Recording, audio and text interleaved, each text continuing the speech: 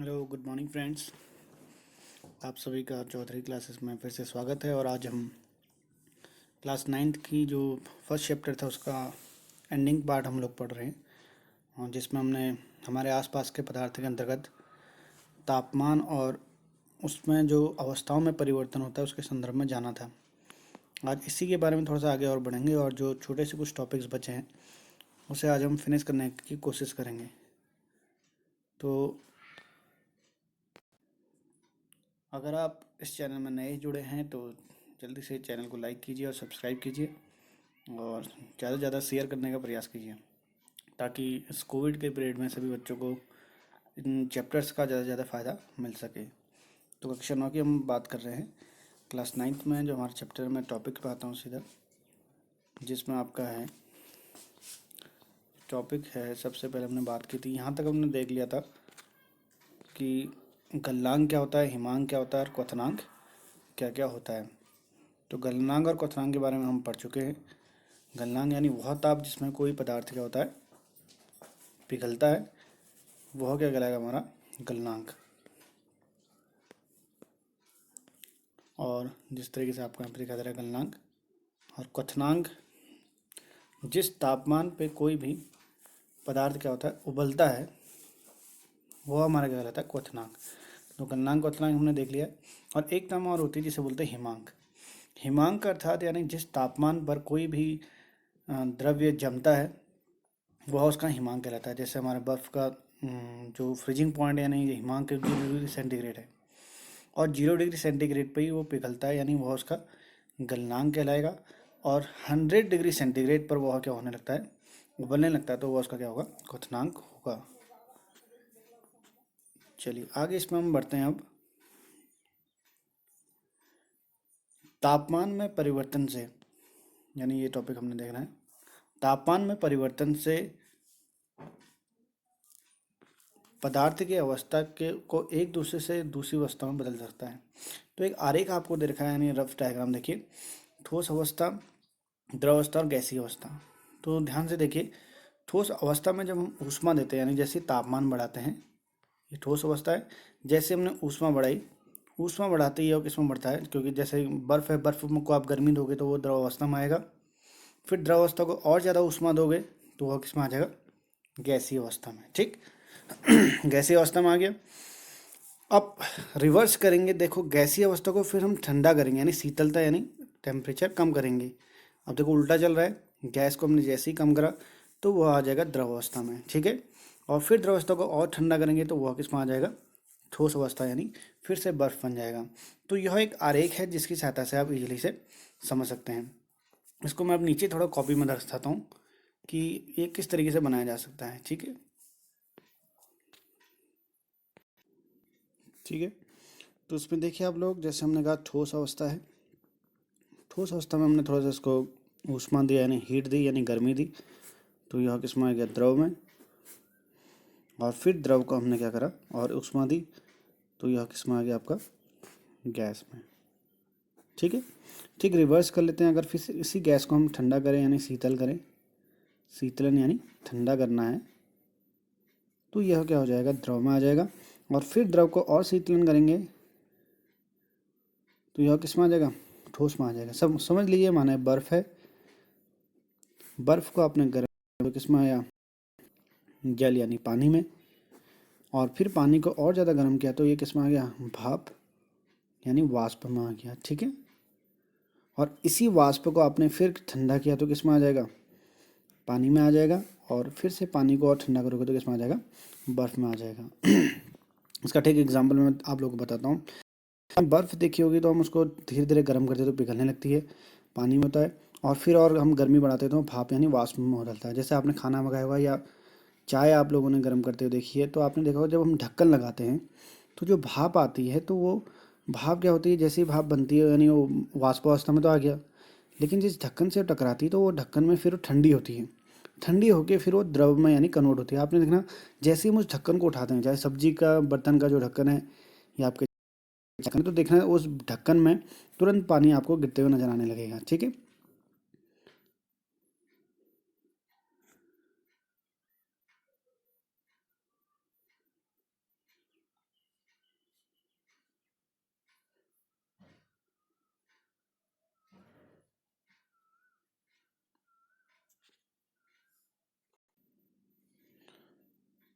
तो जो हमारा चाय का बर्तन है या जो सब्जी का जो बर्तन है, आपने उसमें देखा पानी बांध निकलता है, वो ठंडे होने पे उसमें आता है। फिर और हम टेम्परेचर कम करते हैं तो वो किसमें आता है, बर्फ़ में आता है। अब इसके बाद हम ट्रायंगल की बात करते हैं, ईजी से ध्यान से देखना। यहाँ पर हमने एक ठोस बनाया, एक ठोस पदार्थ है यानी जिसे हम बर्फ़ कह सकते हैं। और इसके बाद हमारा क्या आ जाएगा, द्रव, यानी हमने टेम्परेचर बढ़ा दी, ऊष्मा दी इसमें हमने, अभी देखा था आपने, तो यानी किसमें आ गया, द्रव यानी जल में आ गया। और अगर थोड़ा सा टेम्परेचर और बढ़ा दें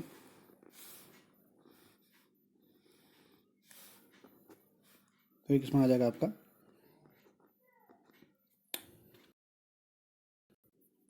थोड़ा सा टेम्परेचर आप बढ़ाएंगे तो किसमें आ जाएगा, गैस में आ जाएगा। ठीक है ना, उसको हमने दे दिए जब टेम्परेचर इंक्रीज कर रहे हैं।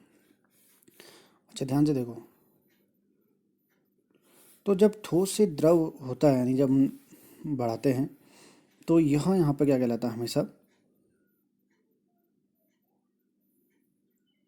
इस प्रोसेस को यानी ठोस से द्रव में इसको बोलेंगे पिघलना। क्या बोलेंगे इसको हम, पिघलना, या सिंपल भाषा में क्या बोलेंगे, गलना। ठीक है, और द्रव का गैस में यानी भाप में परिवर्तित हो जा रहा है तो उस प्रक्रिया को बोलेंगे क्या, उबलना। ठीक है, पिघलना हो गया, अरे उबलना। और जिस तापमान पे यह उबलता है इसे बोलते हैं इसका क्वथनांक। क्या बोलते हैं, क्वथनांक। और जिस तापमान पे यह गल रहा था इसे क्या बोलेंगे, इसका गलनांक। ठीक है, ये क्या रहेगा, गलनांक। ओके, कई बार क्या होता है, कोई ठोस ऐसे आते हैं तो बिना द्रव की अवस्था आए सीधा गैस में चले जाता है। किस में चले जाता है, ध्यान से सुनेंगे कि बिना द्रव की अवस्था में आए कोई ठोस सीधा किस में चले जाता है, गैस में, यानी द्रव में नहीं आएगा, सीधा ठोस से गैस में चले जाएगा। तो यह अभी ये प्रक्रम कहलाता है ऊर्ध्वपातन। क्या कहलाता है, ऊर्ध्वपातन। इसका बेस्ट एग्जांपल मैं बता दूं, जैसे आपने देखा होगा कपूर, कपूर देखा ना आपने, हम लोग पूजा पाठ में आपने देखा होगा तुरंत उसे जलाते हैं तो तेज़ी से धुआं निकलता है। वो द्रव में नहीं आता, लिक्विड नहीं होता, पहले ठोस होता है, आपने देखा है, फिर वो लिक्विड में नहीं आता, सीधा धुएं में यानी सीधा गैस में। ऐसी अवस्था को यानी जो होता है इसे बोलते हैं ऊर्ध्वपातन। जो बिना द्रव की अवस्था में आए सीधा किस में हो जाता है, गैस में होता है, उसे हम ऊर्ध्वपातन कहते हैं। तो तापमान बढ़ाने पे होगा। ठीक है, अब हम बात करते हैं तापमान कम करने पे। अब ध्यान से देखो, हमने अब टेम्परेचर कम कर दिया है, अब हम नीचे घटा रहे हैं टेम्परेचर यानी तापमान। तो इस प्रक्रिया को क्या बोलते हैं, जब गैस से द्रव में आ जाएगा यानी तापमान जब घटाएंगे तो इसको बोलते हैं संघनन। क्या बोलते हैं इस प्रक्रिया को, संघनन। जब कोई गैस द्रव में बदलती है तो वह प्रक्रिया क्या कहलाती है, संघनन। आपने देखा था चाय गर्म करी, आपने भाप बना था, भाप ठंडी हुई पानी की बूंदों में कन्वर्ट होगी तो वह कहलाता है संघनन। द्रव का भाप में बदलना तो क्या हो गया आपका, जिसे हम उबलना कह सकते हैं, यानी वाष्पीकरण भी है उबलना, या इसको हम वाष्पीकरण, वाष्पीकरण भी इसके साथ टर्म आती है। वाष्पीकरण यानी वाष्प में परिवर्तन होना वाष्पीकरण ही कहलाता है। और लेकिन उस गैस का द्रव में बदलना क्या कहलाएगा, संघनन। एक टर्म और है, फिर देखिए, फिर हमने टेम्परेचर कम किया, ये द्रव को हमने फिर किया तो इसे बोलेंगे,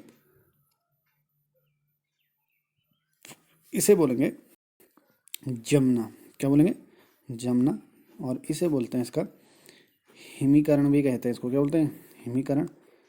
या इसको कह सकते हैं इसका जिस तापमान पे वो जमता है इसका कहलाता है हिमांक कहलाता है। क्या कहलाता है, हिमांक। ठीक है, और कई बार कोई गैस सीधा ठोस में भी आती है तो यह हमारी क्या कहलाती है, ऊर्ध्वपातन कहलाती है। इसका बेस्ट एग्जांपल है गैस का सीधे ठोस में आ जाना, ड्राई CO2। क्या बोलते हैं, ड्राई CO2 यानी शुष्क कार्बन डाई ऑक्साइड। ठीक है, तो ये मैंने थोड़ा सा आपको इसमें बता दिया एक पैटर्न की सहायता से, जिसमें हम क्या करते हैं, किसी गैस को सीधा विभिन्न भागों में अलग अलग तरीके से परिवर्तित। तो इसमें 3-4 टर्म्स आपके आए जो आपने ध्यान में रखने हैं, जो कि पिघलना है और बना आ गया, उधर आपका संघनन और वाष्पीकरण आ गया, और यहाँ ऊर्ध्वपातन आ गया। गैस का द्रव में करने का तरीका एक और आपने देखा, आपने देखी मुझे हमारे घरों में सिलेंडर हमारा है, उसके अंदर पानी जैसी आवाज़ आती है तो वह भी क्या होती है, बाहर आने पे आपने देखा होगा तो गैस आती है, लेकिन अगर अंदर हम देखेंगे तो वो किस में होता है, लिक्विड फेज में होता है, नहीं द्रव अवस्था में होता है।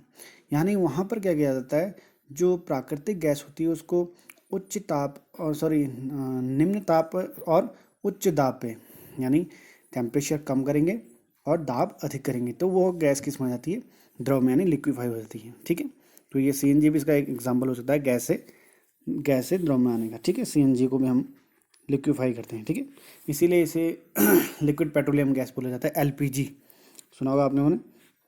एलपीजी जो हमारी थी लिक्विड पेट्रोलियम गैस इस तरह की जाते हैं, और सीएनजी सारी गैसें हमारी जनरेट की जाती हैं। अब हम सीधा नोट्स में आ रहे हैं।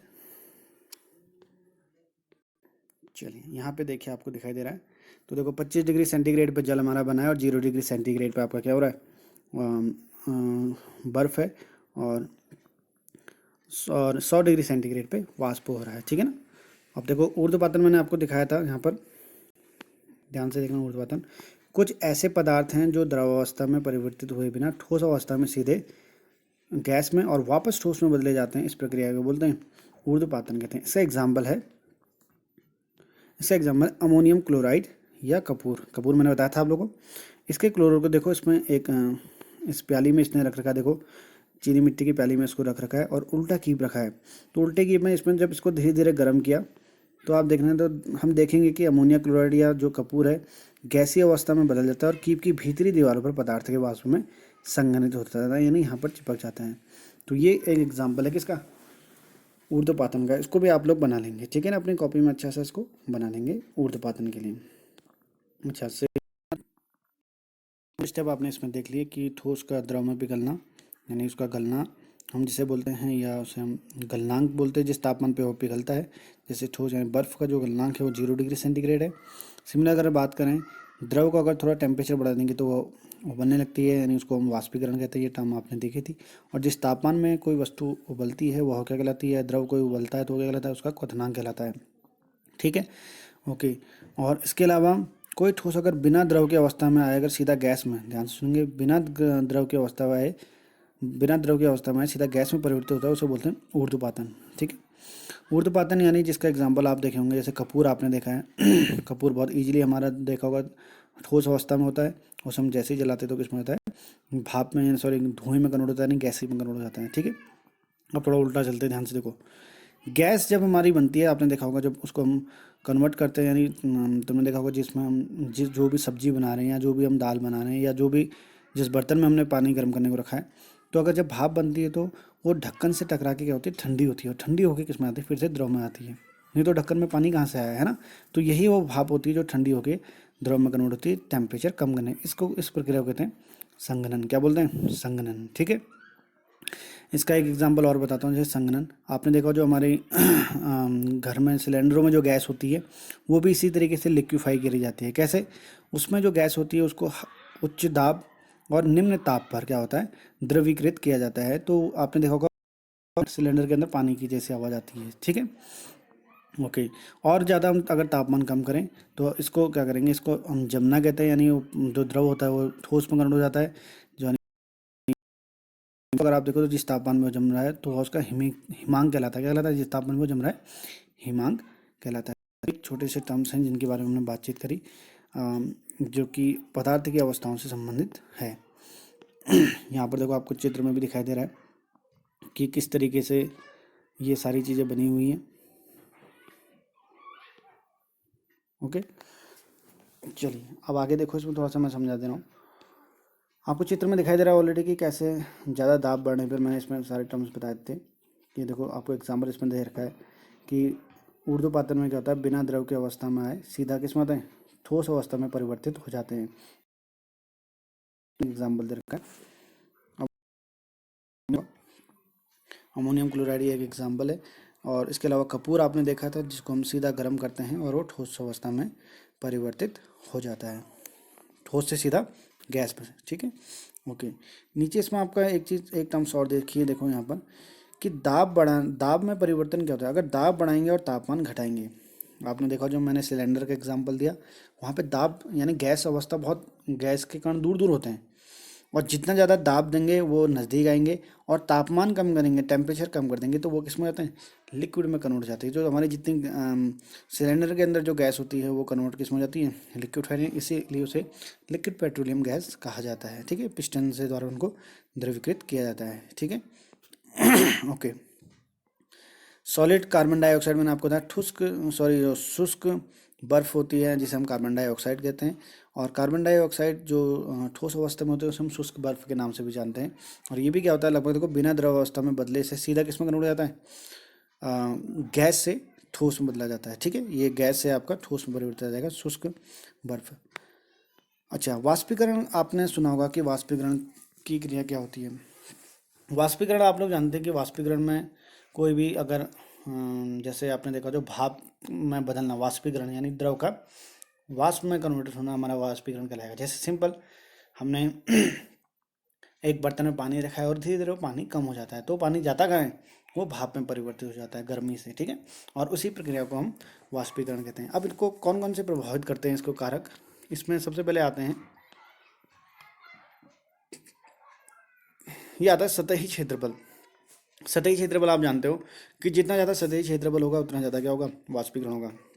आप देखो, एक तालाब है और एक बर्तन में हमने पानी रखा है, तो सबसे ज़्यादा पानी वाष्प किसमें से निकलेगी, उस तालाब से। क्यों, क्योंकि तालाब का क्षेत्रफल ज़्यादा होगा, तो ज़्यादा उसमें से कण उसके ज़्यादा निकलेंगे, गर्मी से ज़्यादा निकलेंगे और उससे कम निकलेंगे। ठीक है। दूसरा होगा तापमान में वृद्धि। अगर माना जिस दिन बादल लगे हैं और जिस दिन बहुत तेज़ धूप है, तो डेफिनेटली ज़्यादा वाष्पीकरण किस दिन होगा, जिस दिन तेज़ धूप होगी। नहीं, तापमान की वृद्धि से भी हमारा क्या होता है, वाष्पीकरण तेज़ी से होता है। अगला आता है आर्द्रता। आर्द्रता यानी जिसे बोलते हैं नमी। जब हमारे हवा में नमी होती है तो वाष्पीकरण की दर जो हो जाती है घट जाती है। कैसे, अपने बरसातों में देखा होगा हमारे कपड़े क्या होते हैं, बहुत देर में सूखते हैं। कारण क्या होता है, क्योंकि हवा में नमी होती है, और नमी होने के कारण हमारे जो वाष्पीकरण की दर हो जाती है वो क्या होती है, कम हो जाती है।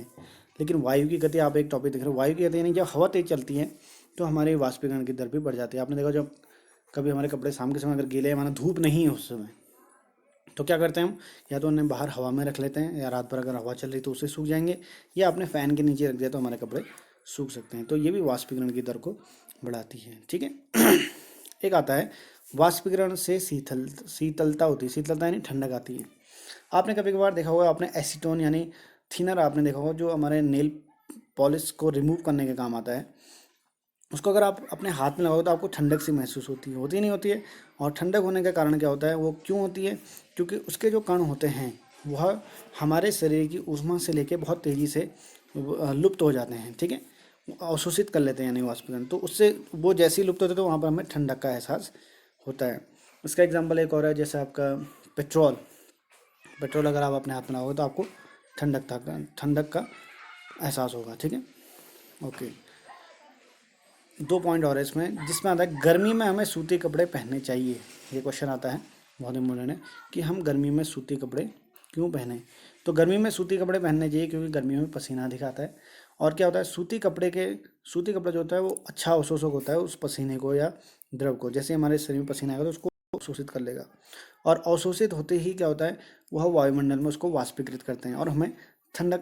तुम्हें बताया कि वाष्पीकरण से क्या होती है, शीतलता होती है, और उससे हमें ठंडकपन का एहसास होता है। इसीलिए कहते हैं कि हल्के और वाइट कलर के या हल्के रंग के कपड़े पहनने चाहिए, और जो कि सूती वस्त्र ज़्यादा पहनने चाहिए, जिससे हमें क्या होगा, आराम मिलता है। ठीक है, ये भी आप जरूर नोट कर लेंगे।